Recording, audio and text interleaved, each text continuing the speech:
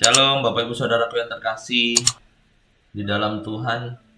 Kejadian 4 ayat 5 sampai 7 dan 9. Demikian firman Tuhan. Tetapi Kain dan korban persembahannya tidak diindahkan Tuhan. Lalu hati Kain menjadi sangat panas dan mukanya muram.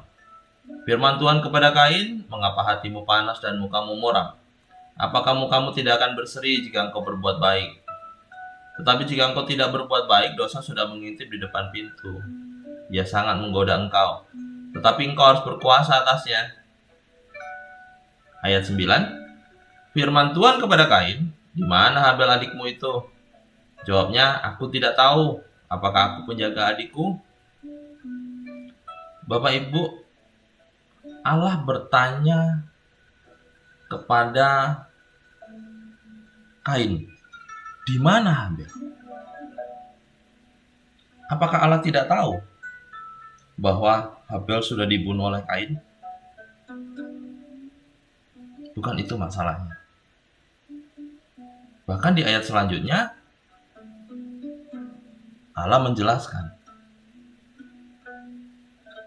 bahwa darah adikmu berteriak kepadaku, kata Tuhan.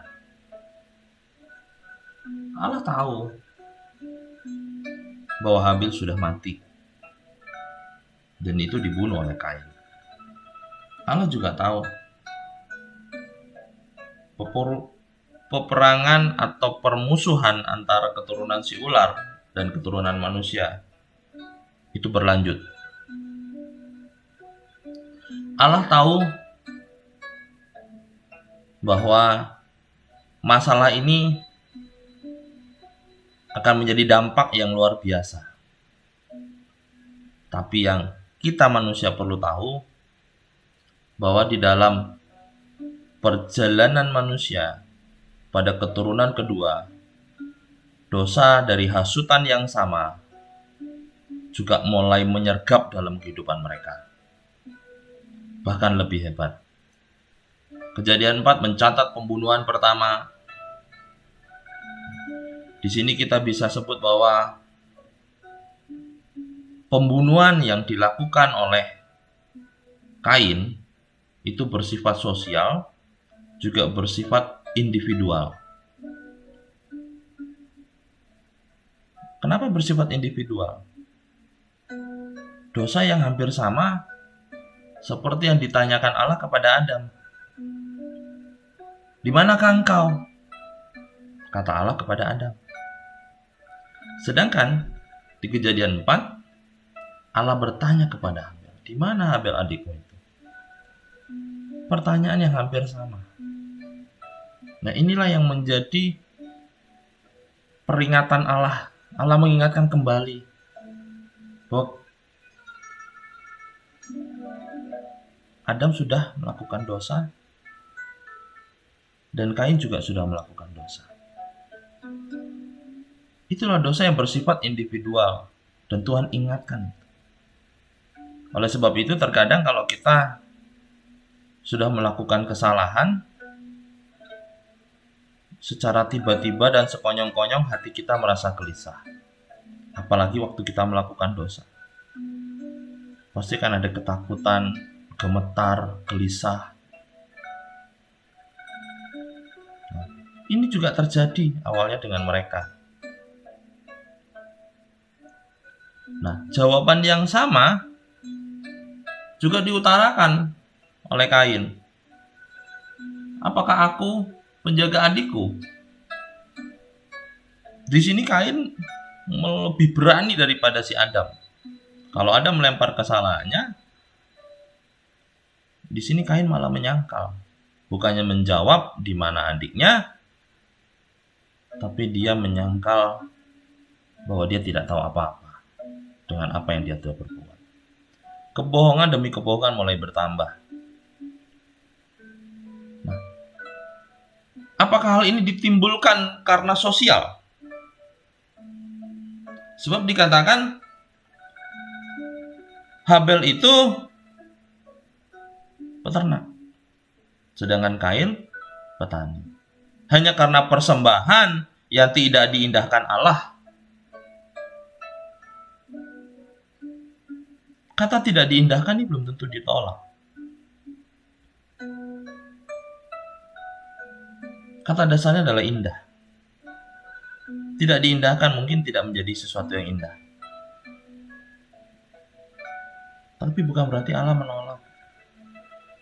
Tapi hati Kain menjadi sangat panas dan mukanya menjadi muram. Dan Allah berkata, hati-hati, awas dosa. Awas dosa. Nah, disinilah Allah sudah memperingatkan. Makanya pada waktu kita sebelum melakukan kesalahan atau dosa, pasti ada hati kecil kita berkata, jangan, itu dosa. Jangan. Nanti kamu berdosa. Nanti kamu bersalah. Jangan lakukan. Tapi Kain menabrak peringatan Allah. Sama seperti hari-hari ini, mungkin kita sedang diperingatkan Allah dan kita tabrak itu. Suara malaikat yang ada dalam diri kita, suara roh Allah yang mengingatkan jasmani kita abaikan. Hal yang sama itu menjadi lebih besar dan lebih besar. Di sini kita pelajari bahwa apa yang dilakukan Kain itu memiliki latar belakang. Tapi itu juga bukan menjadi alasan. Di dalam hati Kain, waktu itu mungkin ada amarah, ada iri hati, merasa benar, ada kecongkakan,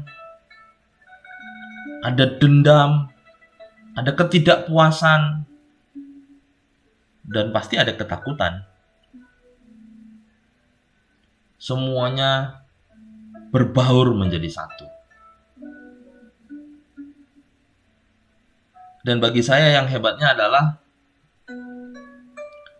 sewaktu manusia Adam dan Hawa diusir dari Taman Eden, Allah tidak menghilang. Allah tetap menyertai mereka. Bahkan Allah juga menemui Kain untuk bertanya di mana Habil.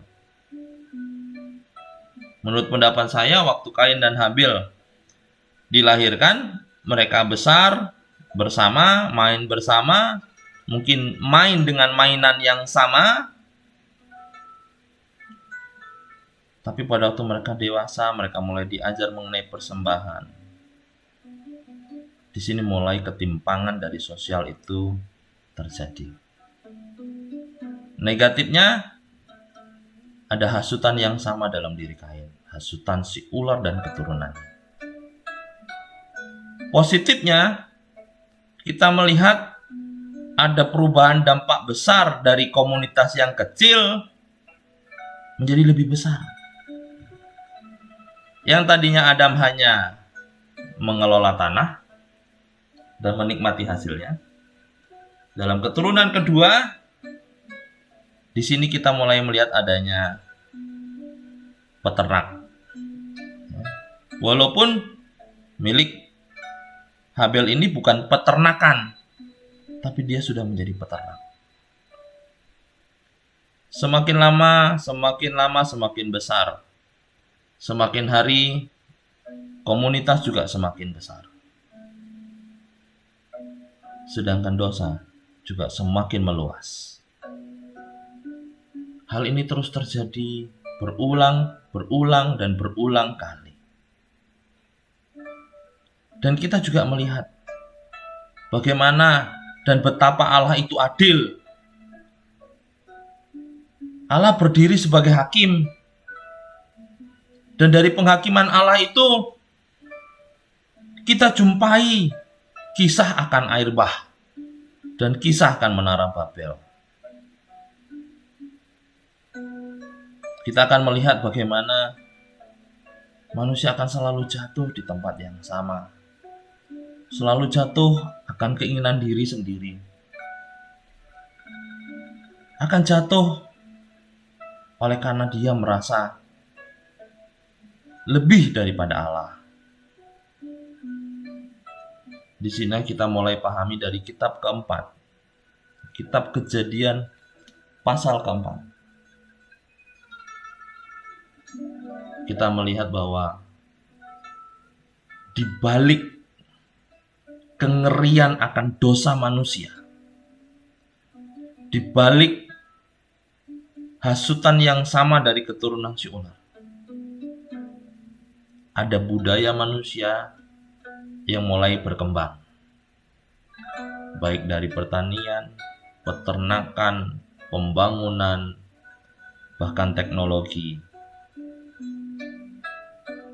Dan mungkin kita juga melihat lahirnya musik dan tarian. Peperangan ada di tengah-tengah itu semua, yaitu peperangan rohani.